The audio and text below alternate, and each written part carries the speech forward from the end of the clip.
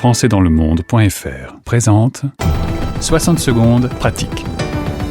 Le Club des Adaptophiles, des histoires inspirantes autour du monde avec Raphaël Renaud.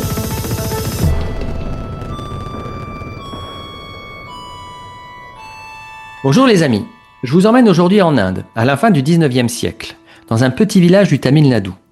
C'est là que naît Srinivasa Ramanujan, un garçon silencieux, rêveur et obsédé par les chiffres. À l'école, il échoue, non pas par paresse, mais parce qu'il ne s'intéresse qu'aux mathématiques. Le reste, il l'ignore. Résultat, examen raté, université abandonnée, avenir incertain. Il se réfugie alors au temple aux côtés de sa mère qui continue à croire en lui alors que tout semble perdu. Ramanujan étudie alors seul, avec un vieux manuel de mathématiques. Il noircit des cahiers de formules incompréhensibles pour les autres. Pour gagner un peu d'argent, il devient assistant comptable.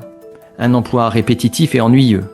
Mais dans les marges de ses livres et comptes, il continue à inventer des théorèmes. Un jour, un ami le convainc de montrer ses travaux au cercle des mathématiciens de Madras. Beaucoup le prennent pour un illuminé, sauf un professeur qui décèle un talent pur et lui obtient une petite bourse. Puis arrive une lettre de Cambridge. Le docteur Hardy, grand mathématicien britannique, est stupéfait par ses formules. Il l'invite alors en Angleterre. Ramanujan embarque en 1914. Là-bas, l'institution se méfie de cet autodidacte sans diplôme. Mais Hardy le soutient. Ensemble, ils travaillent sur des sujets complexes, comme la constante de pi. 2 ans plus tard, sans jamais avoir passé un seul examen, Ramanujan est nommé docteur en mathématiques au prestigieux Trinity College de Cambridge. Et pourtant, son destin reste tragiquement court. Miné par la maladie, il meurt à seulement 32 ans.